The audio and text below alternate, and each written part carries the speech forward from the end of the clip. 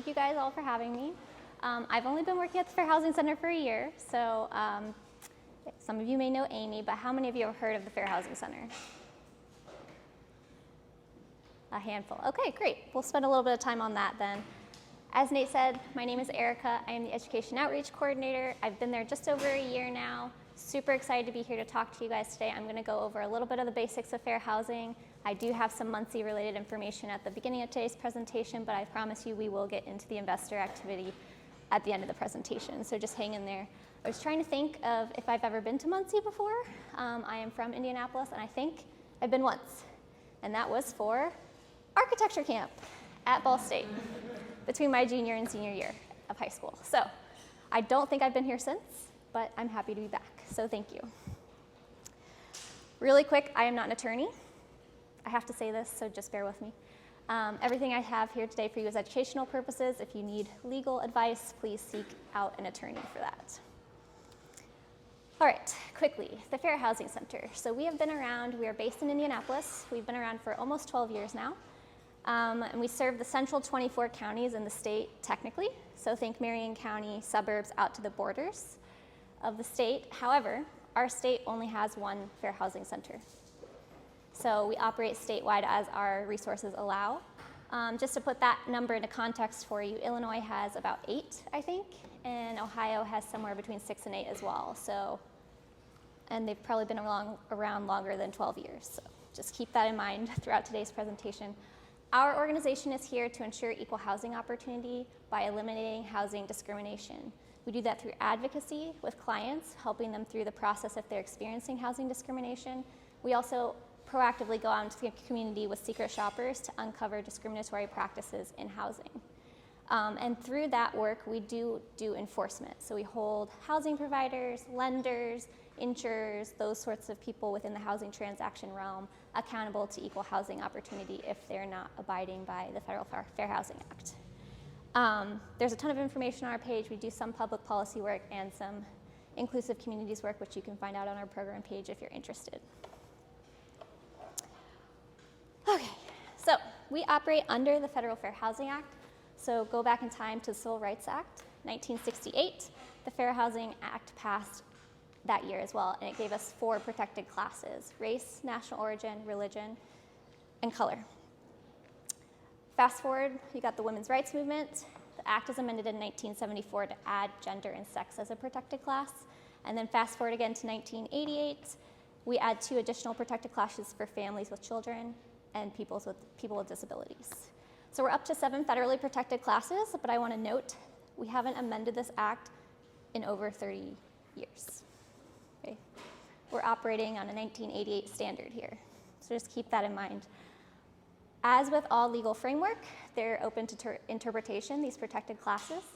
So under the current administration and updated HUD guidance, the gender protected class is currently an expanded interpretation to include transgender, gender identity, sexual orientation, and gender expression. So we do have protections in place federally for that, even if they're not here locally, but that can go away if administrations change and HUD has to update their guidance again.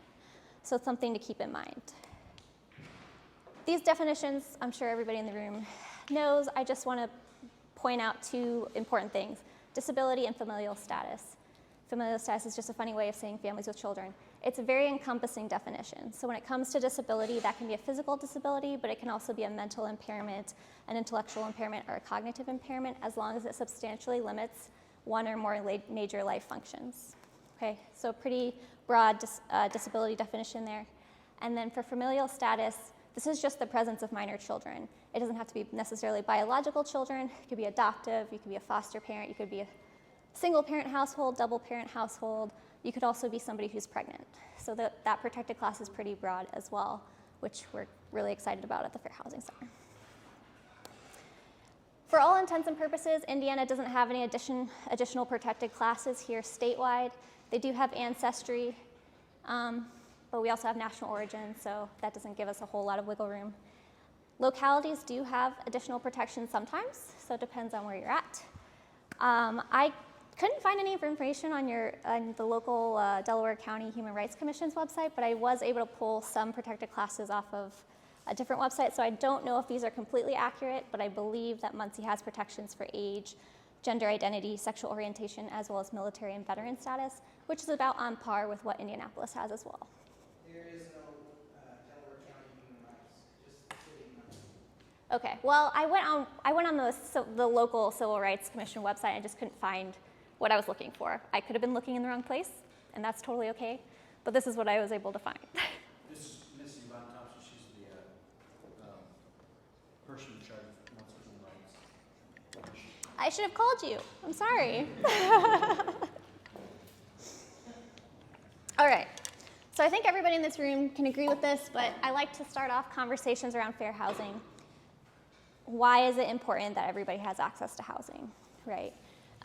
So the National Fair Housing Alliance came out with this graphic, which I think just does an amazing job of kind of going into why where you live ties into so many other aspects of your life. It really just defines so much about your everyday opportunities. Do you have access to, where are your kids going to school? Where are you going to school? What access to healthy food, grocery stores do you have? What access to health care do you have? Do you have banks in your neighborhoods where you can, access credit, get a mortgage? Do you have, living wage jobs in your area? Do you have access to transportation? Either public transit, bicycle paths, or highways where you can get to places that do have higher paying jobs. All of that ties into where you live and can determine so much of the outcome of your life. And that's why we at the Fair Housing Center believe that housing is really key, and we want that equal opportunity there for everybody. I already said that, so I'm just going to move on. All right, so we're going to quickly talk about a report that we issued 2 years ago. We're working on updating the numbers, so these are a little outdated. But basically, we're looking at home ownership rates in the state of Indiana. Most of our reports are Marion County based, so I'm just going to throw that out there right now. I did pull some Delaware County numbers as I was able within the last week, but I am by no means an expert on Delaware County, so I'm just going to throw that out there right now. These are national rates as divided by race, and this is dated a little bit, 2019. This graph, it's hard to tell probably there, but it's 1994 to 2018, okay? So here you'll see that the white non-Hispanic line is that very top blue line. That is the home ownership rate. As of 2018, that was about 73%, okay? That big pink line in the middle is combined home ownership rates. So that's about 64%.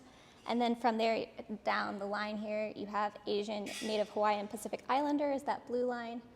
You have American Indian and Alaska Natives, Hispanic or Latino, and then the black line is this green line down here at the bottom. So the gap on here as of 2019 was about 30%, okay? So 73% white home ownership rate, and then you have the 42% black home ownership rate. And that's over, and you can see that it fluctuates a little, but anytime it goes up for all races, or it also goes up for white people, and then it also goes down. So we're not closing that gap at all, which is what we're really looking to do. Ignore the Marion County numbers. We don't care about that here necessarily, but I wanted to look at how Indiana's doing compared to the United States. These numbers are also from 2019.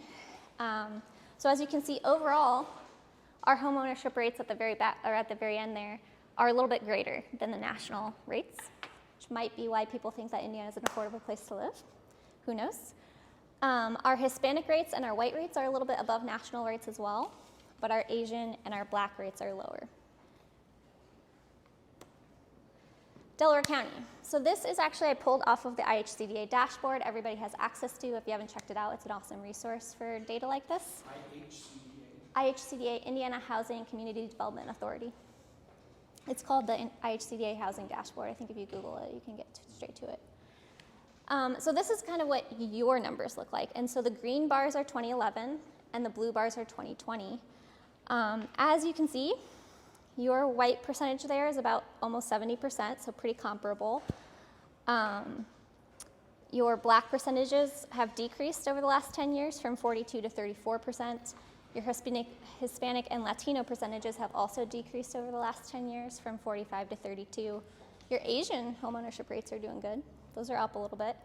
But overall, you're at about 64%. So pretty comparable, but we also know that the demographics here in Muncie are significantly different from Marion County, and I'll talk about that a little bit later here today. I'm only putting this up here because this graph actually starts in 1970, which is 2 years after the Fair Housing Act. So this will give us a really good indication of if we're doing a good job, which is depressing when I think of that I work for a fair housing center, because it does not look like we're doing a good job, right? That home ownership gap is still there, and in fact, it's worse, right? So we have this line, this red line is black home ownership rates, 48.9% in 1970, drastically decreased to 33.8%. White home ownership rates have mostly stayed consistent, varied, but we're at the same rate we were in 1970. Anybody guess why? By the way, I like to interact with people, so if you guys have questions, please ask. I don't really like to just speak at a brick wall all the time.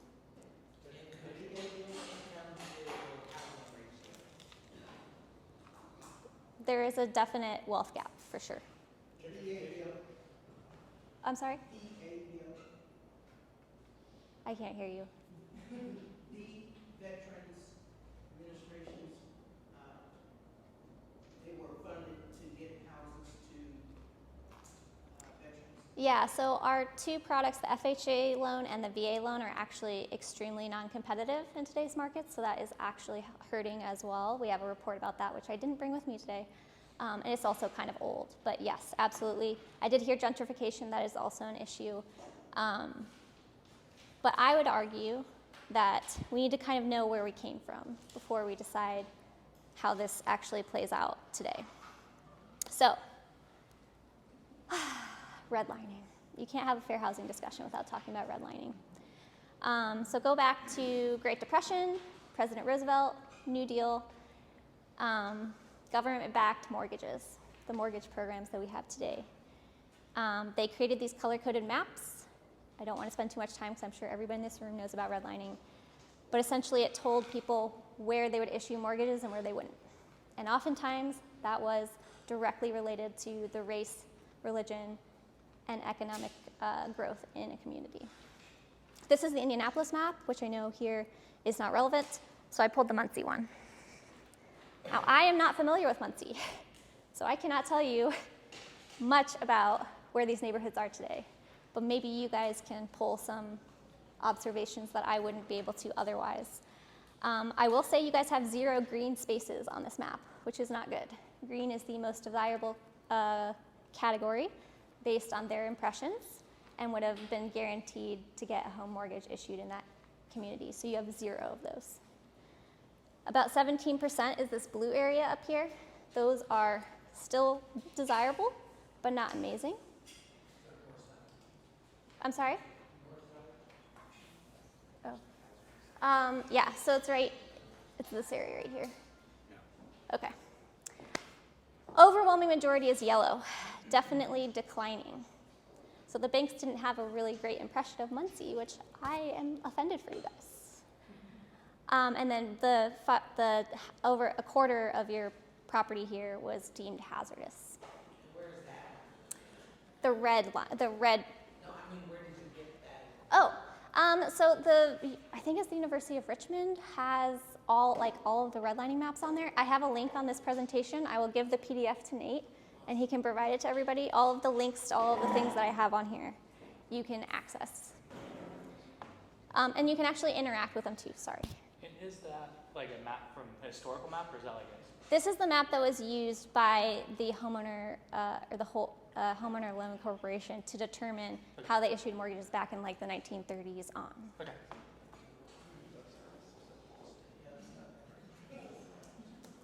Okay, so quickly let's look at the demographics because, again, not familiar with Muncie. You guys have significantly different demographics than we do in Indy, okay? You're overwhelmingly majority white, non-Hispanic here. And you guys know your demographics, so I'm not gonna talk about it, but in Indy, we're about 58% white, 28% black, 10% Hispanic, and maybe 4% Asian. Those are rounded numbers. So significantly different. So how we interpret those maps really depends on who was living there at that time, but we can see that the story here is going to be different than the story in Indy, potentially. So I just want to keep that in mind when we're talking about all of our findings from Marion County, because obviously some of it can transfer and some of it could be a different story. Redlining is not the only way that we kept people of color out of certain neighborhoods. Even before that, a predecessor were racial covenants. So covenants stay with the land, right? You sign them when you own a deed of property. It dictates how you can operate on that property, what you can do. Usually it's about billboards, not having your trash cans out, stuff like that, things that neighbors deemed they don't want you doing on the property next to them. In the 1910s, 20s, it was about restricting race. So there's actually this really amazing interactive map of all the, I don't know if they're all, but of racial covenants here in Muncie. I guess a local reporter did a couple of stories back in 2017 about this. They were very interesting, by the way, you should look them up. But there's this interactive map. So again, not from Muncie, don't know these neighborhoods, but I pulled a couple just as some examples. So does Austin Heights still exist? Yeah. Okay. 1927. Their covenant said, the ownership and occupancy of the lots and buildings in this edition shall forever be restricted to members of the pure white race. No lot or portion of a lot is in this edition, or buildings or improvements erected thereon shall be sold or leased or used or occupied by persons of the colored race or by any mulatto, Chinese, Japanese, or person of any race or mixture of races other than persons of the pure white race. I'm sorry, that's really hard for me to read, but this is actually what it obviously says. In case you thought that was a one-off, I pulled a couple of others, same language for the most part, except for this one up here did have an exception for servants. So, but yeah, this went on through the 1910s, 20s, 30s, 40s, another way that was allowed to restrict race in neighborhoods. So this redlining, along with neighborhood intimidation, all kinds of other factors played into the segregation of neighborhoods and cities. Whew. Basically, all we want to know is that these were backed by the government. The courts, said that racial covenants were allowed. It's private property. And oftentimes they were encouraged, right? The FHA supported them. They often insisted upon them when they were saying that they wanted to, whether they would issue loans or not. So this wasn't. None of those covenants are in effect today. I'm sorry? None of these are in effect today. So I know that neighborhoods have gone through the process of removing them. I don't know if they've been removed totally, if they're just not using it. I don't know. I haven't looked up your covenants as of today to check. They're still in the paperwork. Are they really? Yeah. Yes. To remove it, you have to have a large percentage of residents in that neighborhood sign off. We talked about it in another. So it's just ignored now? Well, federal law obviously addressed these issues, but still, if you were to, it's still part of the foundation of the area. So it's in the paperwork. All right, so 1910s, 20s, 30s, fast forward to civil rights movement. The Fair Housing Act was a direct result of the assassination of Reverend Dr. Martin Luther King Jr. They had a lot of trouble passing it through the House and the Senate. They would not have done it potentially then if he had not been assassinated. Basically, they came together and they're like, something has to be done. They wanted to deliver the signed paperwork to his funeral, to his family, but they didn't quite make it. It was 7 days after. So April 11th, 1968, the Fair Housing Act came to be. This covers housing transactions, so rental and home ownership, right? Lending, insurance, appraisals is a big one right now. And it covers the 7 protected classes that we have today. So I bring back this chart. We're still at a huge gap. The Fair Housing Act is a really strong act. There are really good enforcement mechanisms in there. You can see redlining cases still happening today against banks. You can see fair housing cases being settled all the time. That part is working. But we had a gap initially that we haven't done anything about. All of the years of redlining, all of the years of racial covenants, all of the years of neighborhood intimidation, block busting, steering, nothing has been done to undo that. And that's a really, really large rolling ball downhill to stop. Just something to keep in mind. We talked about why this matters. Access, opportunity, ability to grow wealth is hugely tied to homeownership. It's important. So I pulled the data from Delaware County. We like to use this for Marion County, so I wanted to see if you guys had something similar. Again, only been here once. I believe Delaware County is about 20 miles tall. Google Maps, that's all I had. About a 30-minute drive, maybe, from north to south. There's a 20-year life expectancy difference throughout your zip code, and it's color-coded here. So here at the top, you have almost 84 years life expectancy, and this little red one here in the middle, 63. Because of where you live. And there's a link to this if anybody wants to check it out as well. What we're about to argue here is that there's more than one housing issue going on here in Indiana, right? We have an affordable housing issue. There's a substandard housing issue. We have an eviction crisis going on. I have Marion County numbers. Again, not as familiar with Delaware County, but I imagine it's happening here too.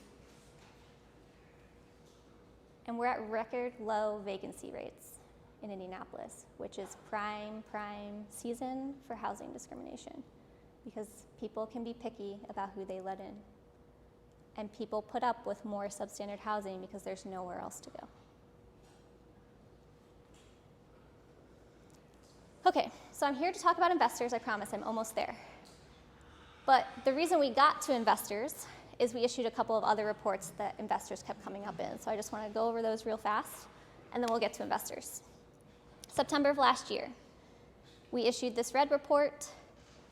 It covers rent gouging, evictions in Marion County. The key findings are that rents have drastically gone up. People are increasing their rent by $200, $300 a month, okay, about 20%. Wages, as somebody pointed out, have not kept pace, furthering the housing cost burden on families. I mentioned the vacancy rate being extremely low. Now, if you have a larger family, if you need 3, 4-bedroom units, that burden on you, that vacancy rate is even lower. There just are no affordable 3 to 4-bedroom units in Marion County. Investor activity, we noticed, had drastically increased. We didn't spend any time on this report analyzing that. We just made a mention that, yes, we see this as a trend. Eviction filings also exponentially increased after the moratoriums from COVID. We are up to between 400 and 600 families per week being kicked out of their housing, into housing instability, into friends' houses, family members' houses, into homelessness. 400 to 600 families a week. So I have copies of this report if you guys are interested. Again, Marion County trends, but you might see similarities with what's going on here in Delaware County. You can have a copy if you like. Then we went into the neighborhoods. We wanted to see what changing patterns we saw there. Again, investors came up. They were slightly mentioned, but we didn't dive into them super deeply. We also have lending discrimination going on and foreclosures. We noticed gentrification, somebody over here said. Increase in foreclosure filings and an increase in investor activity. Again, I have a copy of this report if anybody's interested. That's a pretty long report, so you have to be pretty dedicated, but it's very worth a read. Okay, so the housing crisis has been here for a really long time, but now it's getting news, which we're excited about. Hopefully that means change. It has historically been a renter problem, but it is transitioning to an everybody problem, renters and homeowners. The reason it's making the news people can no longer buy first-time homes, right? We have middle-class families with kids who are looking for homes who can't find any that they can afford. This is affecting everybody. Okay, now what you guys are all here for. I do have copies of this report as well, but you can also get it on our website. All of these are on our reports page if you want digital copies. Do we have any questions so I can take a drink break?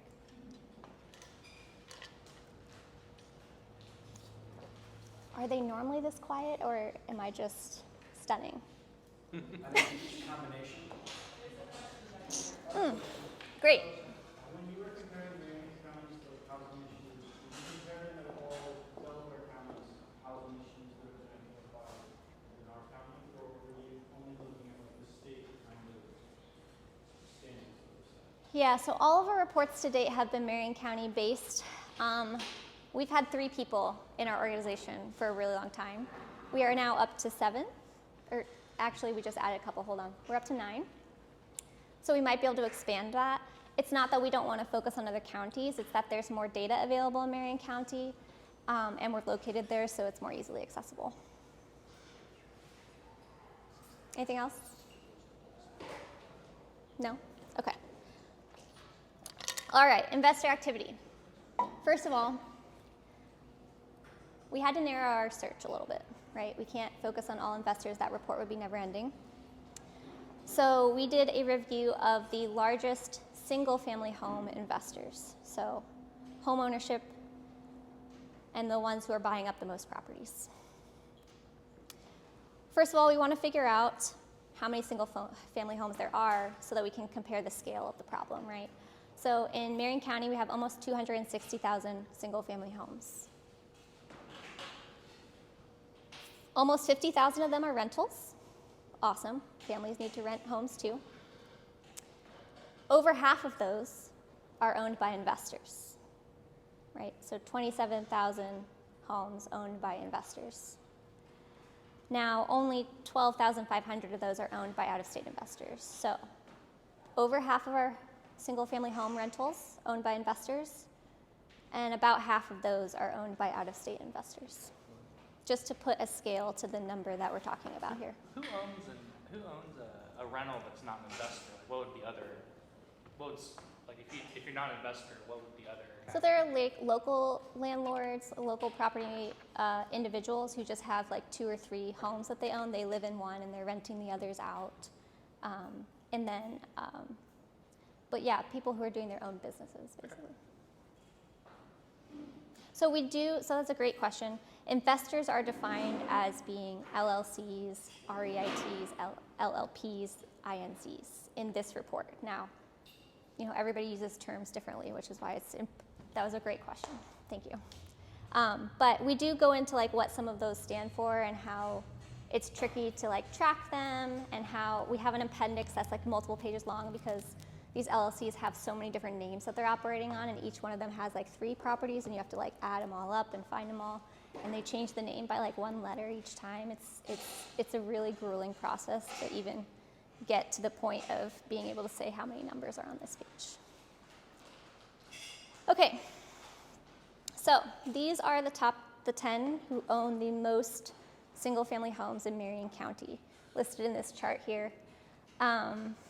But basically what we estimated was that about $15 to $20 million was going to out-of-state investors in rent payments every single month. $15 to $20 million leaving the state of Indiana every month. As you'll see on here, 8 of these top 10 are out-of-state investors. 2 of them are Indiana-based, but not necessarily Marion County-based. We go into the fact that some of them are private and publicly traded, which I'm going to gloss over today for time's sake.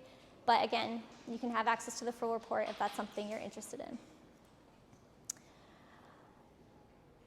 Thank you for your question back there. This is not just a Marion County issue. Yes, these are Marion County numbers, but we're seeing news articles all over, nationally and locally, that suggest that this is happening in a lot of places, and people are very worried. The mayor of Fishers had an interview where he said that they saw a drastic increase in investor activity and they're worried about it there. Columbus, Indiana also saw this as an issue, and this is just 2 examples. Nationally, it's happening all over. I can't go a day where I don't get an inbox about some article written about investor activity in some other part of the country. So yes, I'm going to share Marion County numbers with you. No, I don't have Delaware County numbers for you, but we're noticing trends here, and maybe you guys are noticing them too, but now you can put a little bit of context behind them. We go into a neighborhood by neighborhood dynamic here of where they're buying, where out-of-state investors are buying up homes. It's an interesting graphic because it's a lot of places not super central in Marion County, right?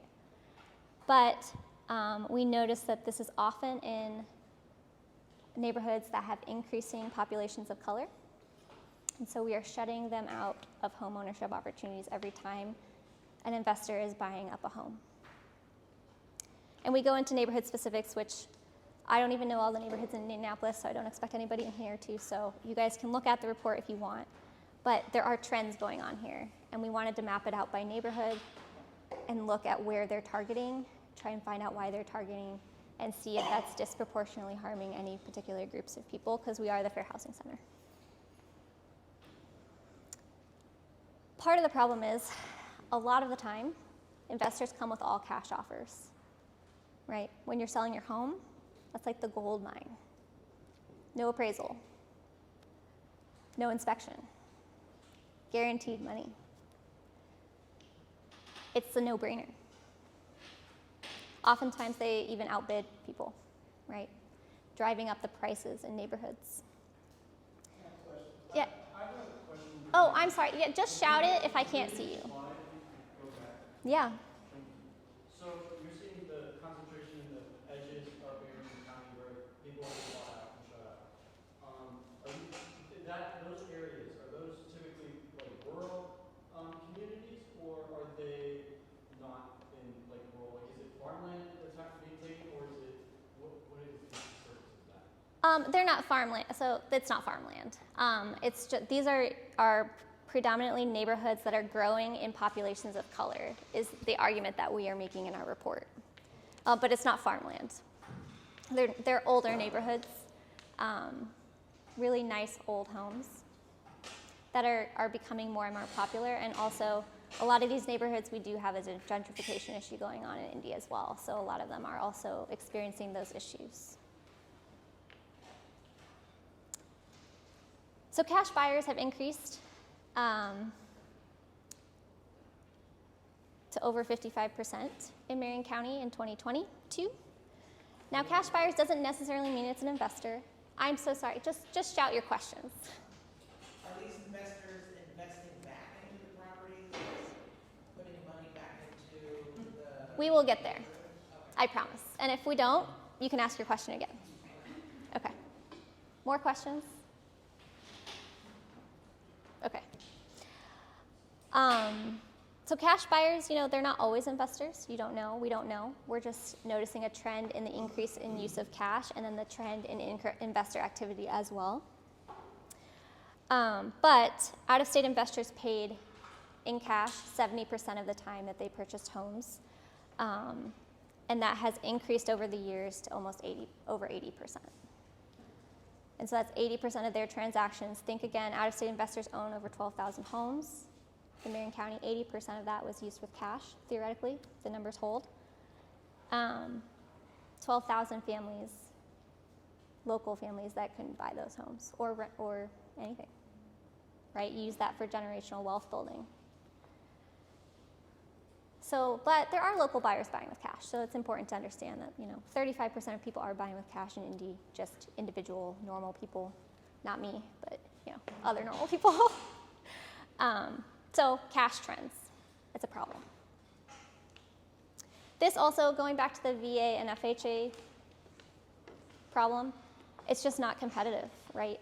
So there are a lot of extra restrictions on the inspection when it comes to those mortgage products. So even, somebody who has a conventional loan, real estate agents sometimes will be like, well, it's safer to go with the conventional loan over the FHA or the VA loan. Even if the number is the same, the likelihood of that sale going through, especially if you own an older home where the building codes weren't quite the same as they are today, that's a risk. And when you're selling your house and trying to buy another one and juggle the two timelines, that risk can tip you over the edge to choose a different buyer. Eviction filings. So there's an eviction crisis, no doubt about that. How much of that is investor related versus just your everyday local landlords? So eviction filings have increased 30% overall in 2022. However, for the 5 largest out-of-state investors, their eviction rates increased 136% in that same time frame. Okay, that's a significant jump in evictions, harming a significant number of families. Oftentimes, the evictions were correlated with zip codes that have predominantly people of color. So for example, we found that in zip codes of color, there was 1 eviction for every 3 people, or rental units, excuse me, but it was 1 in 5 in predominantly white zip codes. So there's a discrepancy there in the eviction filing process as well. Again, Fair Housing Center, everything has to come back to a protected class. This issue affects everybody, nobody's doubting that. We have to bring it back to race, color, national origin, religion, sex, disability, and families with children. So we covered this. This is going over the different investors, where they're evicting, and whether it's in zip codes of color or zip codes that were majority white. Substandard housing. Question about condition. There is a significant worry that properties owned by out-of-state investors are not being kept up to date, are being left to fall into disrepair, which is troublesome from the housing stock in general, but also for the people living there. I don't know if you guys heard, but there's this huge issue with out-of-state investors in Indy last year, where the energy company was threatening to shut off the energy to this building because they paid their energy bills to the landlord, and the landlord was not paying it to the energy company, but it was owned by an out-of-state investor. And we have no contact information for them. They had so much trouble getting a hold of them. It took so much action from multiple different levels of government to try and hold these accountable and get these people's energies turned back on or to stay on.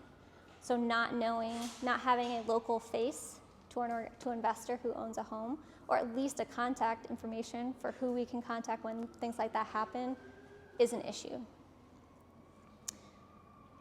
Looking at public health department records, overall, code violations are down 6%. However, for large single-family home investors, their code violations are up 6%, a 12% difference there. That's significant. A lot of homes, I'm not sure about Muncie, a lot of homes in Indy are 50 plus years old. They need maintenance, they need updates, they need to be kept safe for families. This isn't happening. And with record low vacancy rates, people don't have a lot of options. They can't just get up and leave. Plus, we have a whole report about how expensive it is to move. Application fees, criminal history fees, credit check fees, pet screening fees, the moving costs alone.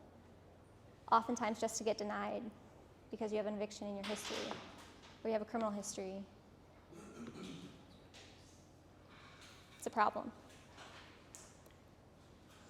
We have a lot more data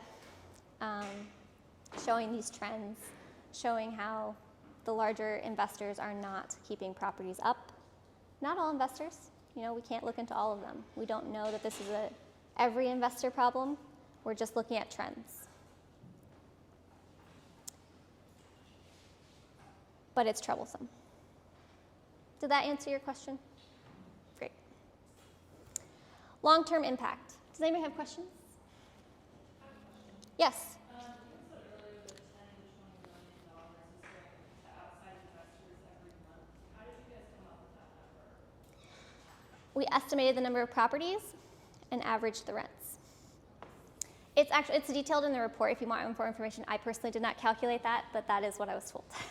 Yeah, I was just curious because I know the rent can really vary depending on the neighborhood. Yeah, and yes, absolutely. Any other questions?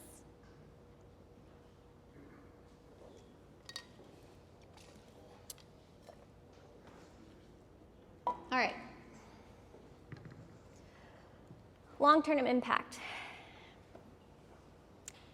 The Fair Housing Center believes that this is going to hurt our already terrible homeownership gap based on race. Right? We saw that investors, at least in Marion County, were targeting neighborhoods of color. Also with just lower economic options there, right? That's going to hurt our homeownership gap if we don't do something to help. It also hurts generational wealth building, right? We're limiting the number of families who can enter into homeownership. A lot of the homes that investors are buying up are what would be considered starter homes. And without that starter home there, it's really difficult to get into a non-starter home, right? You need that wealth building from the first home so that you can upgrade if that's something you even want to do. It's a problem. So, what can we do about it? First of all, not a policy person. Okay, so policy questions have to go through Amy, but I can tell you our policy recommendations that we listed in the report. And then I can tell you my personal opinion, which is different. But we need to give our renters, we need to balance the power here between renters and landlords.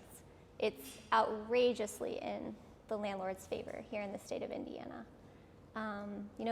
Localities have tried some things. The problem goes back to the Indiana General Assembly, who keeps preempting policies that localities are trying to implement. Last General Assembly, we were working with a senator to get a basic rent escrow bill through. Rent escrow is something whereas if something is majorly wrong with the unit you're living in, say the AC is out in the heat of winter, or your plumbing's backed up where you can't use the toilet, you can pay rent into an escrow account that is not to your landlord, so they are not getting that money, but they can get that money once they fix the unit. Right now, renters just have to keep paying rent, no matter what condition their apartment is, or they risk being evicted. Balancing that state of power would drastically help Hoosier renters. We also want enforcement mechanisms with rental registries so that out-of-state investors have to register with the state, so we have a person of contact who can be held accountable when they're violating code violations or any sort of other enforcement mechanisms we have here. Better yet, stop having online tax sales and stop selling to out-of-state owners. Here, here. We also would like to see some sort of rent stabilization. Right now, there are no restrictions on how much somebody can raise the rent. It has caused huge rent gouging, as we saw in Marion County, and then maybe it has here too. Anybody? No? Maybe? It's slightly up. Rent increases for substandard housing. Yeah, Okay. Yeah, it's definitely happening. yeah, it's pretty significantly up. There are places that are looking at giving owner-occupied residents first chance at housing purchases. Those are federal bills. They're Stop Wall Street Landlords Act and Stop Predatory Investing Act. They're not law. They're just theory at this point.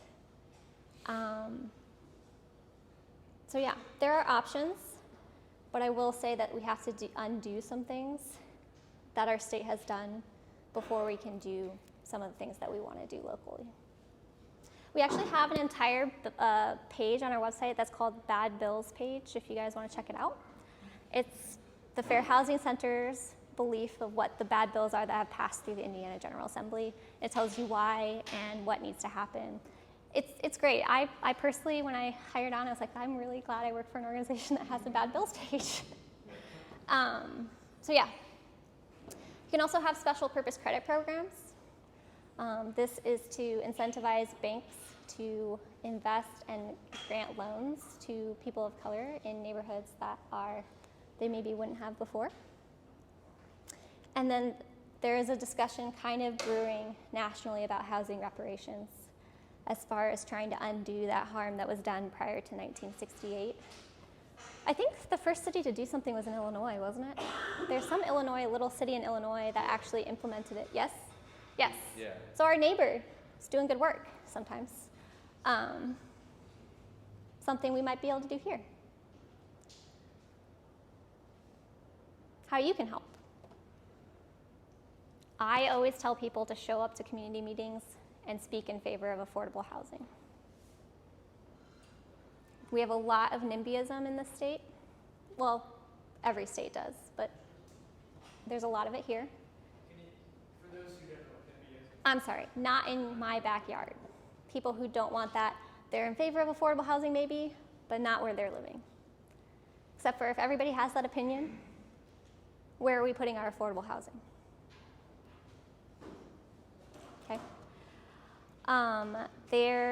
Attend eviction court. I actually highly recommend this if you guys can. It's an eye-opening experience. It's also, you might want to bring tissues if you're a crier. It's fine. It's hard to watch. People literally be told that they have until X date to move out of their home.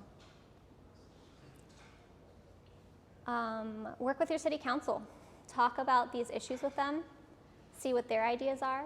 See if there's something that you can kind of get on their radar that maybe wasn't on their radar before. Know your state senators and representatives. Again, I talked about the Indiana General Assembly and everything going on there.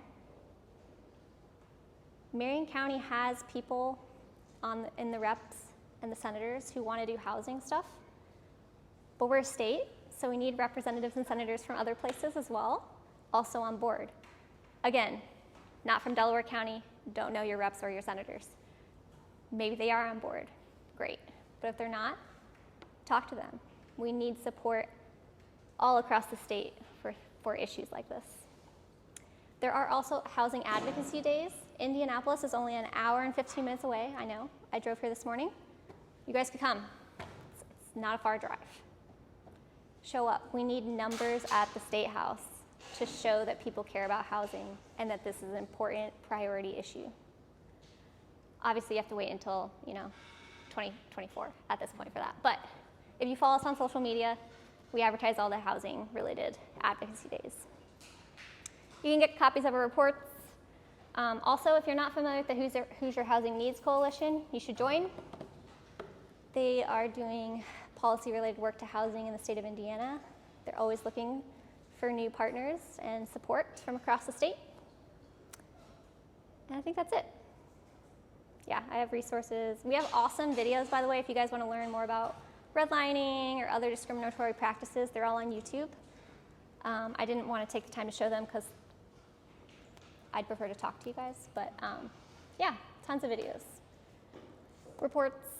We do have a traveling exhibit. If there's anywhere in Muncie that would like to host our exhibit, I would happily bring it up here.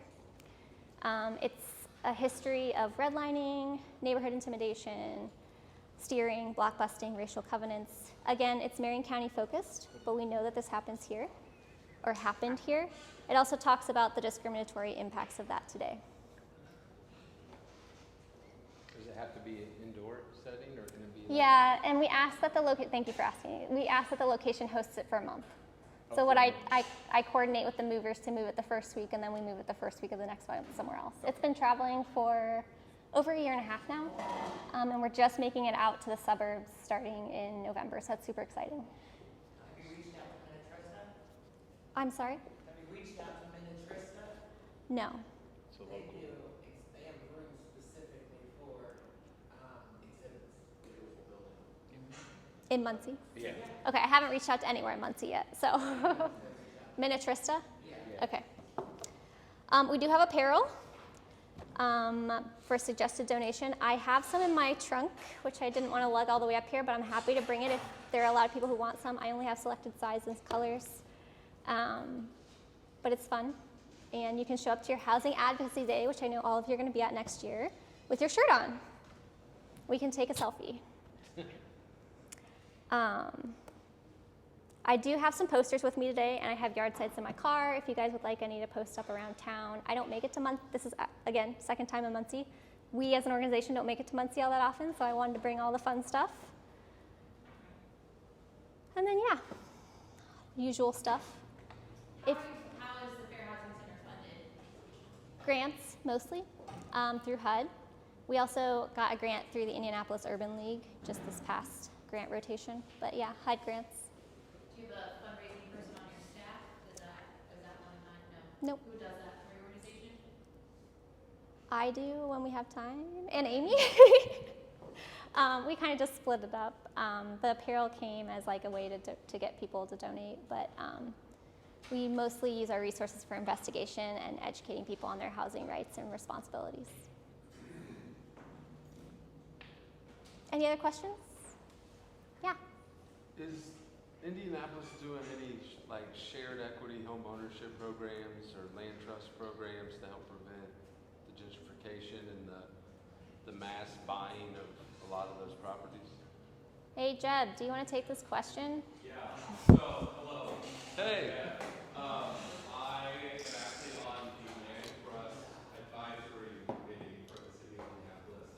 And the CLT, the City Land Trust, has been in formation now for about 3 years. And we're just working on getting our first couple of properties in now.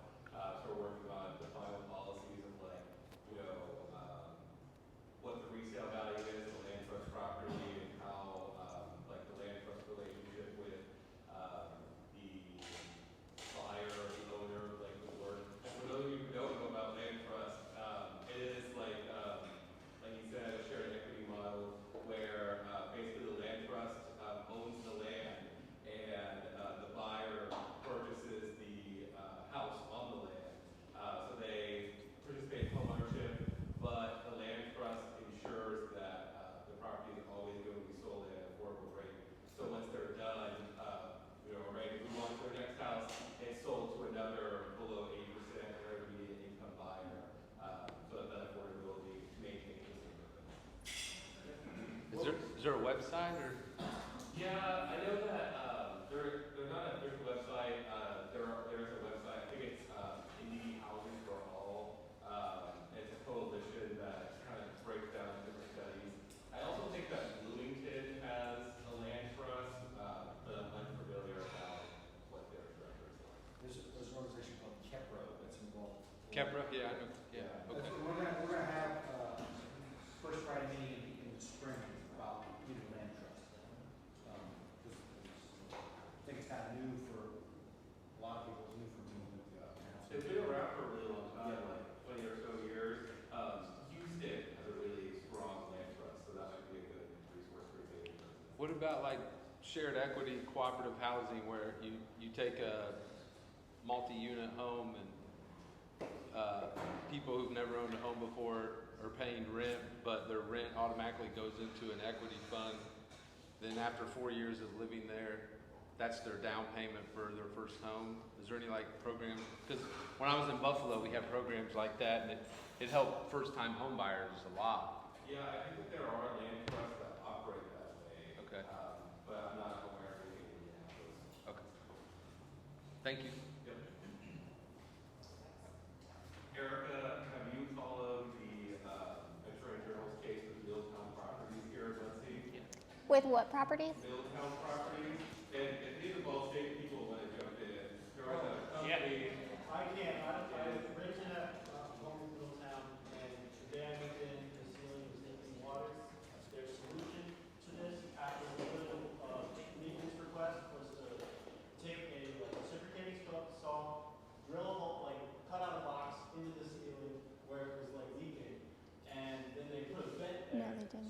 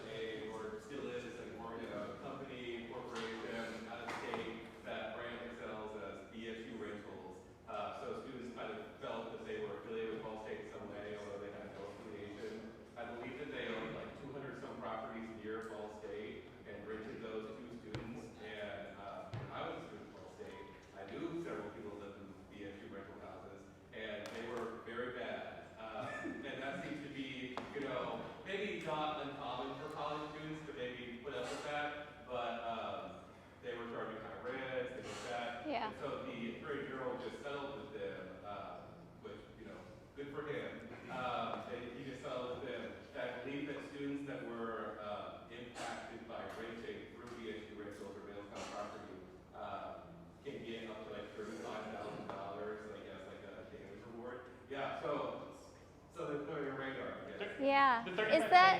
35K sadly is the total amount. That's the total. Oh, that's the. I thought that $50. was. I was like, that's a nice chunk of change for one person. You need a Panera. You were elected in Indiana, you know this, you're an attorney, right? I'm sorry? You said you were an attorney, No, I'm not an attorney. but the owner of the house is responsible. And this property manager is just a layer of insulation. They have a relationship with the student has a relationship with the homeowner, we have a relationship with the homeowner. We don't have a relationship with the property manager, whoever it is. Okay. So, it's driving us batshit crazy. Okay. They always pass the buck to someone else. Just curious, like, bigger question of like, why now is this becoming such an issue of large, out-of-state conglomerates buying up? And is it just because there's so much wealth and that people need to find new assets to buy? Or is there something, another reason why in the last, it seems like this is kind of, since 2008, maybe it's related to the subprime mortgage crisis? Well, so I think that's kind of where it started, right? Is the subprime mortgage crisis. Why now? You can make money. I think part of the problem is, right, states like ours with so little protections for tenants are like prime real estate for out-of-state investors, right? It's easy for them to come in. Our homes are cheaper. They're not affordable to people living here, but they're cheaper than our neighbors up in Chicago, right? Or our neighbors out on the northeast border over there. But I also think, COVID played a factor. People maybe weren't moving as much during COVID. So those who were selling their homes, there was opportunities for investors there. But honestly, we see investors even selling to investors, trading properties. We see them doing it to raise prices. But yeah, I'm not. And they can hide behind LLCs. I mean, so.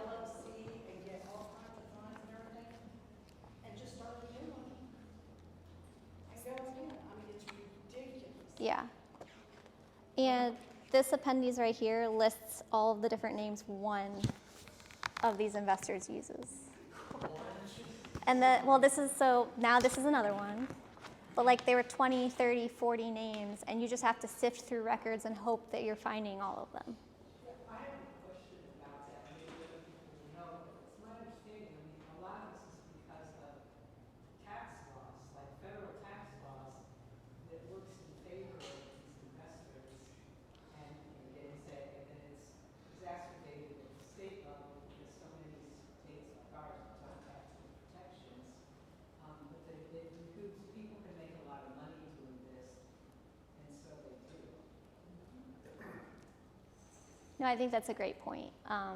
The tax laws are there that do allow them to benefit from the timing and the sales exchange of properties such as this. I'm not a tax attorney, so I'm not even gonna. Because even, there are these huge conglomerates, but on a smaller scale, like I'm from Fort Wayne, and I know that there were some neighborhoods were changing and some economic developments going on.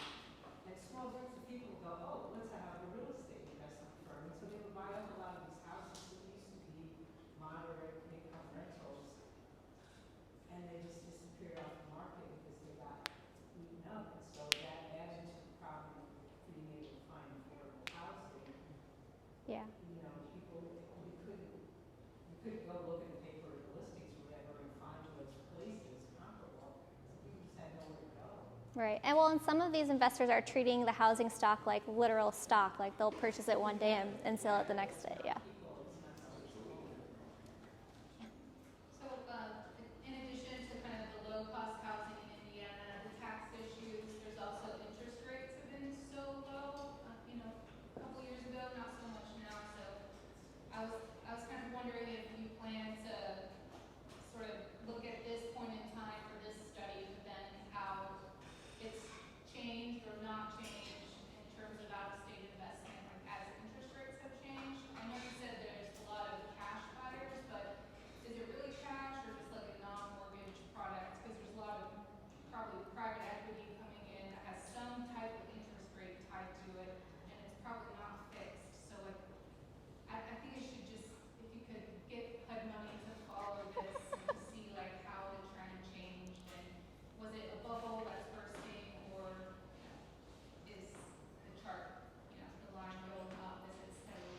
Yeah. Well, and part of the problem with trying to make even data look anything like it is finding the data, right? Like, it's tracking the company names, but also like getting to the information you need for each individual house or each individual rental, whatever you're looking for, getting at that data, getting it all together, cleaning it up, and some of it's just not accessible. And those of it just takes a lot of sifting through. Somebody else raise their hand. I think Indiana is one of the prime spots because all Indiana we're states and investors know this. So there's such a gap between investors and the residents. So they can come in and buy these houses, not really do much of anything, and know they're going to be able to get high turnover, like I said, in eviction, lots of money for very little investment. So, and there's such a huge gap between what Indiana's income is versus what the investors can come in and swoop up that have no real desire to actually invest in Indiana. That it's just going to be like this revolving door of issues. And I think anybody that's got their hands in this issue, the building commissioner, Ms. Boone, Joe, Nate, any of the people in this room, they've seen this firsthand. Yeah. Do you look into like how many of these properties that are owned by like outside investors are not actually rentals, but like Airbnb or Vrbo or like vacation rentals? Because I know that like that's probably really difficult, it's like labor intensive. Ye- But I feel like a lot of properties here in Muncie, you can look them up and find them on Airbnb. They've been flipped, which I know is something that can be a weekend rental to like all-state parents or things like that. Yeah, we haven't done anything in the VRBO or the Airbnb space, much to some of the residents in Indianapolis' disappointment, but we have not touched that topic yet. We are always looking for topics. I mean, we have a couple of reports already planned, but if there are things you think that we've missed or ideas for other things that could be, interesting to study, you can always send them our way. We have a couple of, probably 3 in the works already, so it might not be this year, but we're always happy to take suggestions from the community. Anything else? Okay, thank you.